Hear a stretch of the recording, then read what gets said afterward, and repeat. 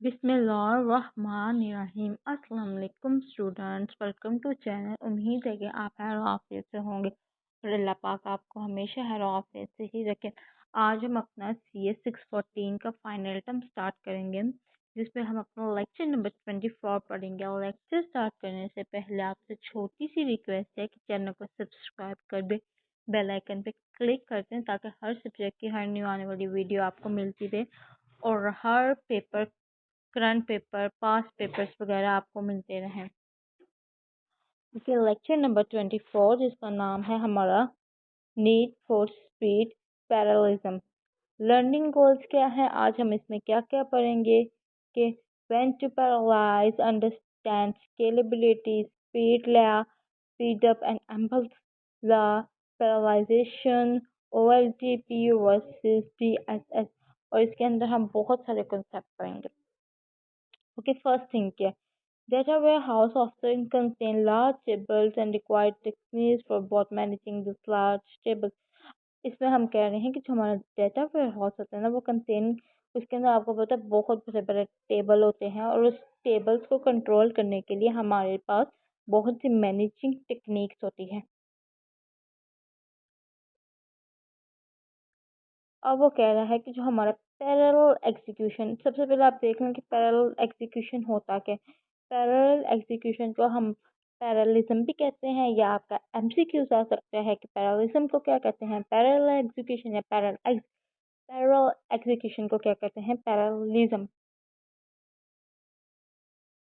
अच्छा, पैरेललिज्म क्या होता है, ये हमारा है एक आइडिया जिसके अंदर हम अपने ये जो टास्क होता है ना उसको ब्रेक कर देते हैं। हम ये नहीं कहते कि हमारा टास्क एक ही प्रोसेसर पे काम करे, बल्कि हम उसको बहुत सारे प्रोसेसर के ऊपर डिवाइड कर देते हैं। इसको हम कहते हैं पैरेललिज्म। अच्छा, जो पैरेलल एग्जीक्यूशन होती है ना, ये करने का फ़ायदा ये है, ये हमारे रिड्यूस कर देती है हमारे रिस्पॉन्स टाइम को।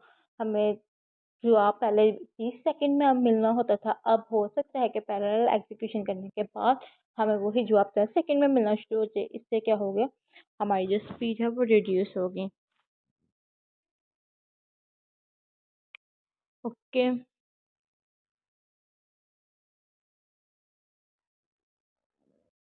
कह रहे हैं कि आप जो पैरेलल एग्जीक्यूशन है वो कहाँ पे इम्प्लीमेंट कर सकते हैं। आप OLTP पे पैरेललिज्म एग्जीक्यूशन को इम्प्लीमेंट कर सकते हैं, और आप हाइब्रिड सिस्टम पे कर सकते हैं। ये भी आपका MCQ है कि आप पैरेलल एग्जीक्यूशन को कहाँ पे इम्प्लीमेंट कर सकते हैं। ठीक है ना, आप OLTP यानी online transaction processing and hybrid system के ऊपर। Okay, and when to paralyze, हमने पैरालाइज करना कब है, useful operation that significant amount of data, जब डाटा आपके पास बहुत ज़्यादा होता है तब आपने पैरेललिज्म करना होता है। ठीक है, useful operation that can be implement independent,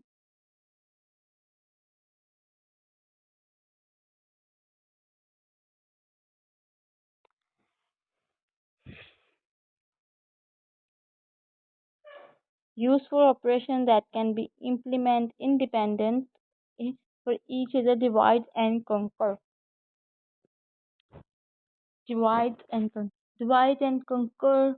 rule पर हम पैरेललिज्म को एक्सप्लॉइट करते हैं। ठीक है ना, और इन पर पैरेललिज्म तब करेंगे जब आपके पास लार्ज टेबल को हम स्कैन करते हैं और उन पर ज्वाइन करते हैं। Okay, parallel execution improve processing.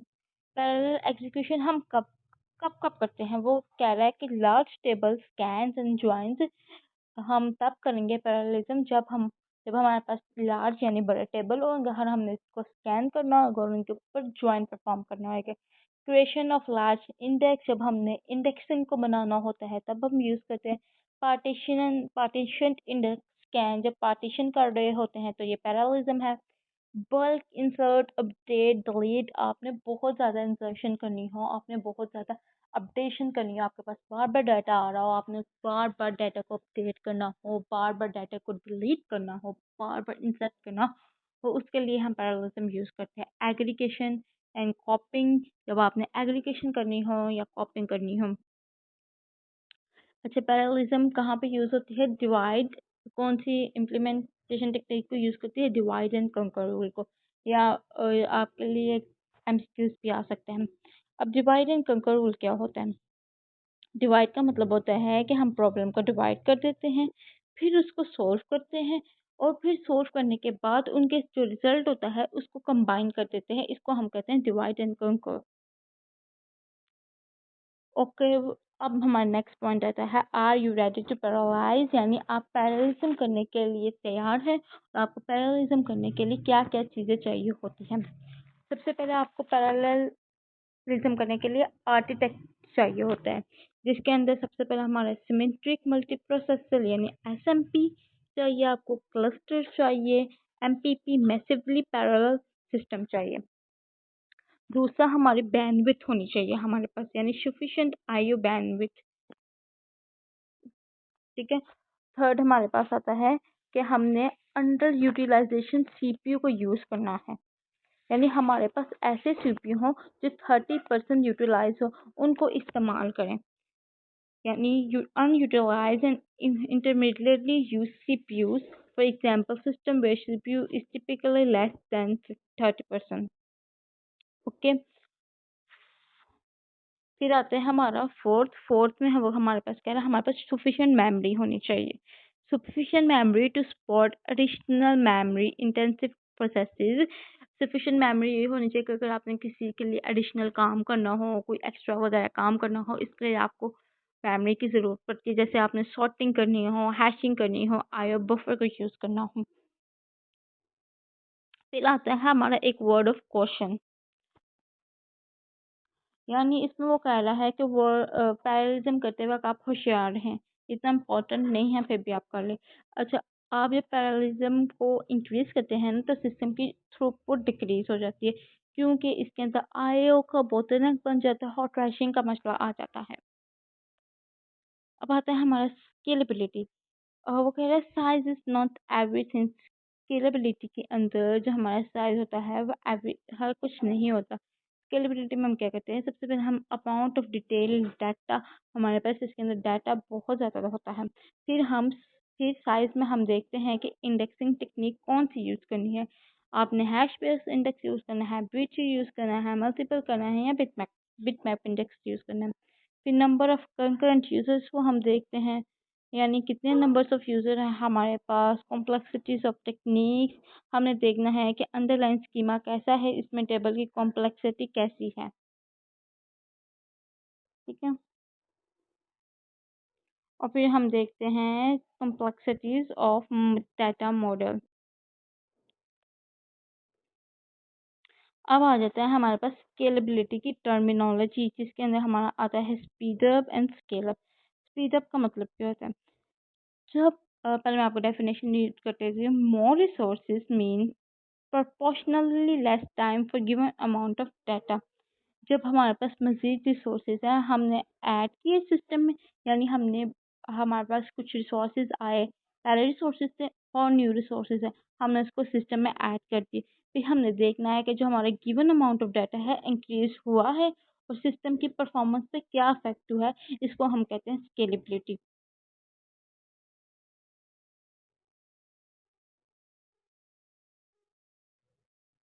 अब ये है डिग्री ऑफ पैरेललिज्म और ये है ट्रांजैक्शन पर सेकंड। इसमें हमें बता रहा है कि जितना ज़्यादा हार्डवेयर बढ़ता जा रहा है उतनी ही ट्रांजैक्शन इंक्रीज हो जा रही है।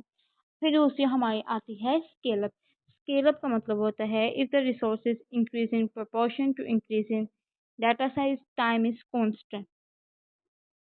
जब डाटा सेट इंक्रीज किया और रिसोर्सेज हमने इंक्रीज कर दिया, जो हमारा टाइम है काम करने का वो कांस्टेंट ही रहेगा। इसको हम कहते हैं स्केल अप। अब ये देखें, हमने डिग्री ऑफ पैरेललिज्म इंक्रीज कर दी है, लेकिन जो हमारा टाइम है वो कांस्टेंट एक ही स्ट्रेट लाइन में चल रहा है। अब होता है हमारे पास स्पीड अप का फॉर्मूला। स्पीड अप का फॉर्मूला है कि T S divided by T M. T S क्या है? इसके अंदर टाइम ऑफ सीरियल प्रोसेसर, इसको हम कहते हैं टी एस। और टी एम क्या होता है? टाइम ऑन मल्टीपल प्रोसेसर्स, इसको हम कहते हैं टी एम। अब इसके ये आपके पास डायग्राम है, इसके अंदर टास्क है T1 task, T2 task and three task. Her task के लिए देखें टाइम भी है और कंट्रोल टाइम है, और टोटल हमारे पास कितने मिनट्स यूज़ हुए, 80 मिनट्स यूज़ हुए। ठीक है। अब TS क्या था कि टाइम ऑन सीरियल प्रोसेसर वो क्या है, 18 यूनिट्स और डिवाइडेड बाय 6, ये हमारा बन गया 300%। अब ये TM क्या है, ये हमारा टाइम ऑफ मल्टीपल प्रोसेसर, ये 6 यूनिट्स इन्होंने मल्टीपल प्रोसेसर्स के ऊपर टाइम लिया हुआ है। अब हमारे पास आता है स्पीडर्स एंड एम्बल्स लॉ। एम्बल्स लॉ है, उसका फॉर्मूला ये है, ये आपने याद रखना है, आपको असाइनमेंट भी आ जाती होती है कभी कभी इसकी। इसका फॉर्मूला है S less than equal to F1 divided by F plus 1 minus F divided by M। इसके अंदर F क्या है, F is the fraction of the problem that must computedly sequentially। ये हमारी फ्रैक्शन है प्रॉब्लम की। N क्या है, N जो हमारे इसके नंबर ऑफ प्रोसेसर यूज होते हैं। ठीक है। एज F अप्रोचेस जीरो, ये आपका MCQs आ सकते हैं। जो हमारा F है वो अप्रोच करता है जीरो को, और S अप्रोचेस एन। S इसका मतलब होता है कि स्पीड अप उतना ही होगा जितने प्रोसेसर आपके पास हैं। अगर आपके पास 5 प्रोसेसर हैं तो उस लिहाज से आपको स्पीड अप मिलेगा। होप सो कि आपको समझ आ रही होगी। ओके, हमारे पास एग्जाम्पल 1 है, उसके अंदर F 5% दिया गया है। ठीक है।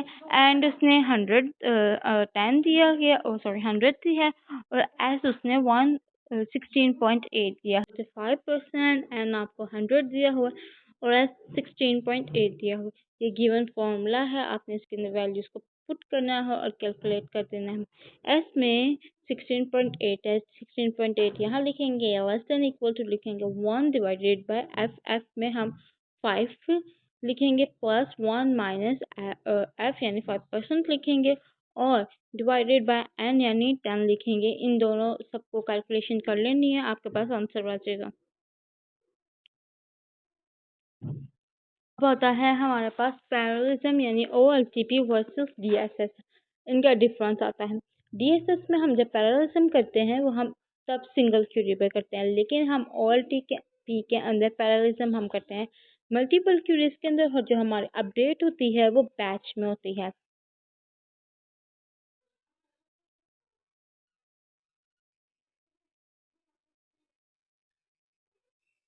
जब हमारा बिजनेस आवर्स होता है यानी काम करने का टाइम होता है, तो OLTP सिस्टम होता है ना, वो तब हमारे पैरेलल एग्जीक्यूशन को नहीं यूज़ करते। लेकिन जब हमारा ऑफ आवर्स होता है तो parallel execution can effectively process high volume batch updates. तो फिर उसके अंदर जो होता है बैच अपडेट कर दी जाती है, यानी हाई बैच अपडेट की जाती है। देखिए, जब आपका काम चल रहा है, बिजनेस का काम हो रहा है, आपका सपोज करें कि 2 से 5 तक बिजनेस रन कर रहा है, तब OLTP सिस्टम के अंदर आपका पैरेलल एग्जीक्यूशन काम नहीं करतेगा। लेकिन अब आप 6-5 बजे आपको ऑफ हो गया है, तो आप उसके बाद जो है फिर आप पैरेलल एग्जीक्यूशन को यूज़ करेंगे।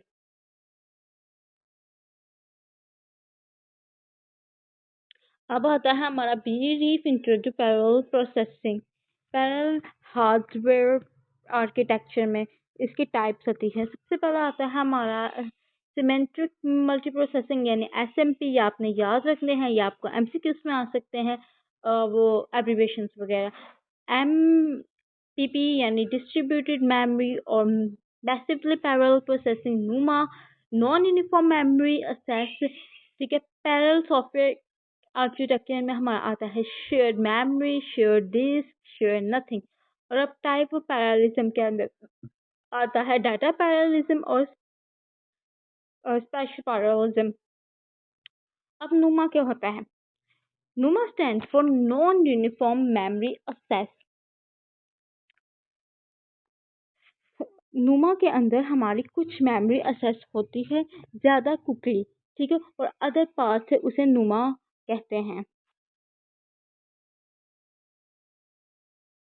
यानी हमारी ये इसकी डेफिनेशन लिखी हुई जो मैंने आपको बताई है कि हमारी मेमोरी एक्सेस होती है मोर क्विकली अदर पार्ट से। ठीक है। और जो उसको हम कहते हैं नुमा यानी नॉन यूनिफॉर्म मेमोरी एक्सेस। इस टर्म को हम शेयर्ड पार्ट मेमोरी से कंप्यूटर्स को डिस्क्राइब करता है।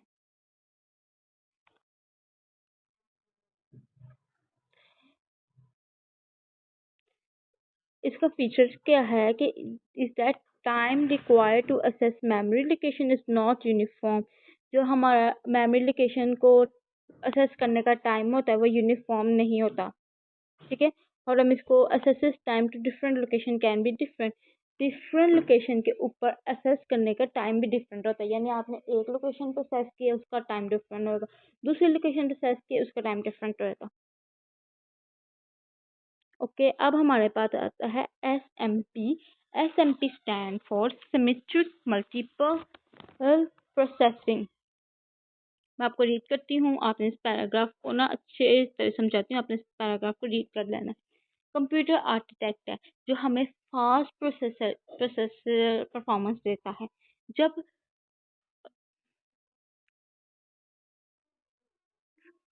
जब हमारे पास सिमेट्रिकली प्रोसेसिंग होता है तो प्रोसेसर फारिग होता है, उसे कोई टास्क असाइन कर दिया जाता है और एक्स्ट्रा सीपीयू को हम ऐड कर दिया जाता है और हार्डवेयर अवेलेबल है। स्पेशलाइज्ड ऑपरेटिंग सिस्टम और हार्डवेयर अवेलेबल है एसएमपी के लिए। एसएमपी सिंगल ऑपरेटिंग सिस्टम को इस्तेमाल करता है और मेमोरी को शेयर करता है, ठीक है। यूनिक्स और एनटीएक्स सपोर्ट करते हैं एसएमपी को, यानी ये एग्जांपल है एसएमपी की। हमारे पास आता है special purpose multi processing hardware. इसकी दो टाइप्स होती है, एक होता है हमारा शेयर्ड मेमोरी क्या होता है, और एक होता है हमारा distribute memory machine. Shared memory और distributed memory machine. Shared memory machine में होता है कि तमाम प्रोसेसर के लिए कॉमन मेमोरी यूज होती है, और डिस्ट्रीब्यूट मेमोरी मशीन में हर प्रोसेसर की अपनी मेन मेमोरी होती है। डिस्ट्रीब्यूट मेमोरी को हम ओएस बेस्ड मैसेजिंग के साथ इस्तेमाल करते हैं, जैसे फॉर एग्जांपल जो सीक्वेंशियल कोड होता है जो बहुत जल्दी मेन मॉडल पर रन होता है। ओके, फिर हमारे पास आता है virtual shared memory. Virtual shared memory में क्या होता है, इन डिस्ट्रीब्यूटेड मेमोरी मशीन, जो हमारी डिस्ट्रीब्यूटेड मेमोरी मशीन होती है ना, उसके अंदर हम exchanges value of variable invokes explicit communication over the network.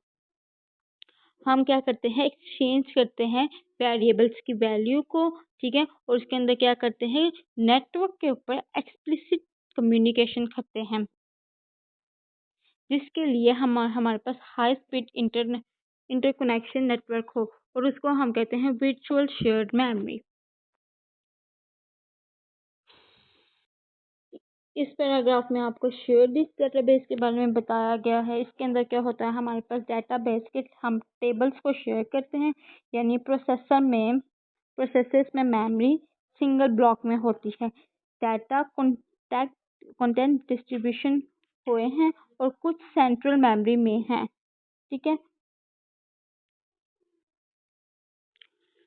इसके एडवांटेजेस भी हैं, इसके डिसएडवांटेजेस भी है। इसके एडवांटेजेस में आता है benefit for share this approaches provide high level of fault tolerance with all the data remaining accessible even if there is no only serving not। इसमें हमारा जो फॉल्ट टॉलरेंस का लेवल है ना वो बहुत ज़्यादा होता है। अगर सर्वर बैठ गया है इसमें और डाटा भी है तो डाटा को सब जगह मॉडिफाई करना पड़ेगा,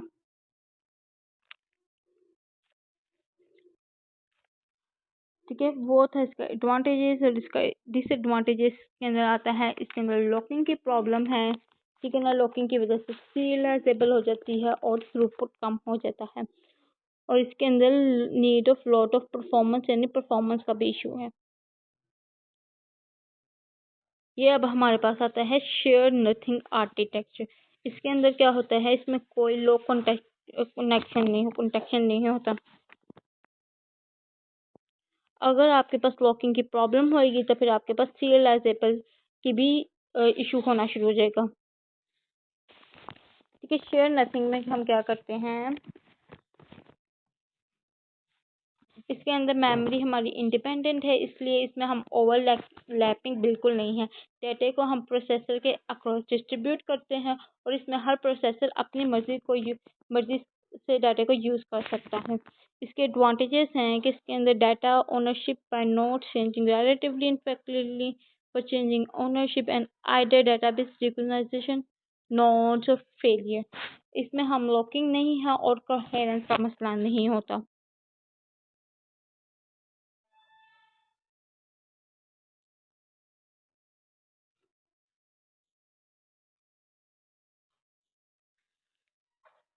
इसका डिसएडवांटेज क्या है कि data availability depend on the status of the nodes. जो डाटा की अवेलेबिलिटी है वो डिपेंड करती है नोड्स के स्टेटस के ऊपर। ठीक है।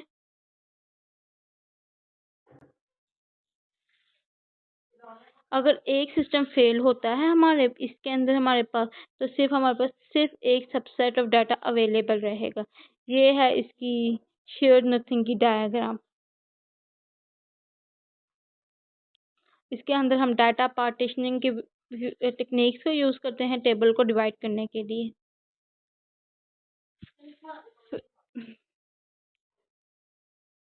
अब इसके अंदर आता है हमारे पास शेयर नथिंग की टेक्निक्स। इसके अंदर हम शेयर नथिंग जो होता है वो हमारे पास स्टैटिक पार्टीशनिंग को यूज़ करता है। और हम पार्टीशनिंग कैसे कर सकते हैं, हैश पार्टीशनिंग कर सकते हैं, की रेंज पार्टीशनिंग कर सकते हैं, और इस पार्टीशनिंग कर सकते हैं, राउंड रॉबिन का पार्टीशनिंग कर सकते हैं, और कॉम्बिनेटर्स यानी range hash and range forest को यूज़ करेंगे। ओके, लिस्ट पार्टीशनिंग यानी सबसे पहले हमारे पास आता है रेंज पार्टीशनिंग। रेंज पार्टीशनिंग क्या होता है, इसके अंदर हम रेंज पार्टीशनिंग बेस्ड है, यानी हम रेंज की बेस पर पार्टीशनिंग करते हैं और पार्टीशन की है। रेंज पार्टीशन डेट पर यूज होती है। ठीक है। फॉर एग्जांपल जैसे मंथली पार्टीशनिंग की है, सेल्स डाटा निकालना है। RDBMS होता है वो स्टैटिक पार्टीशन को यूज करता है, और हैश पार्टीशनिंग हैशिंग एल्गोरिथम को इस्तेमाल करती है। ओके।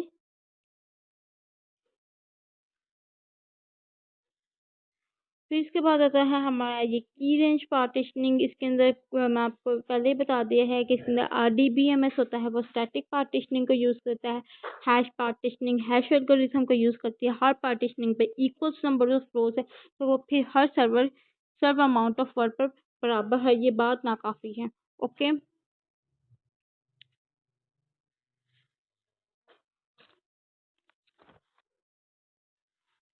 इसके बाद आता है हमारा लिस्ट पार्टीशनिंग। एक कॉलम इस्तेमाल होता है, उस कॉलम की यूनिक वैल्यू उनकी बेस पर हम पार्टीशन किया जाता है। फॉर एग्जांपल जैसे आपके पास लाहौर डिस्ट्रिक्ट और मामा चुप कर जो। लिस्ट पार्टीशनिंग में क्या होता है, लिस्ट पार्टीशनिंग में होता है कि हमारे पास एक कॉलम इस्तेमाल होता है और इस चुप करो। इस पार्टीशनिंग में क्या होता है, एक कॉलम इस्तेमाल होता है, उस कॉलम की यूनिक वैल्यू उनकी बेस पर हम पार्टीशन किया जाता है। फॉर एग्जांपल जैसे आपके पास डिस्ट्रिक्ट लाहौर और डिस्ट्रिक्ट कराची का डाटा है, उसके ऊपर आपने प्रोसेस करना है, तो उसके लिए आप लिस्ट पार्टीशनिंग को यूज़ करेंगे। इसके बाद आता है हमारे पास round robin technique. Round robin techniques में क्या होता है कि हमारे पास स्टैक्स ऑफ कार्ड हैं, उनमें से सबको हम कार्ड देते हैं, यानी सब प्लेयर्स को आपने बराबर कार्ड दे दी। इसी तरह हम इक्वल नंबर ऑफ रिकॉर्ड्स होते हैं और आप तमाम प्रोसेसर पर, ठीक है ना, और आप तमाम प्रोसेसर पर उनको यूज़ करते हैं। ये तो हमारा आज का लेक्चर। चैनल को सब्सक्राइब जरूर कीजिएगा।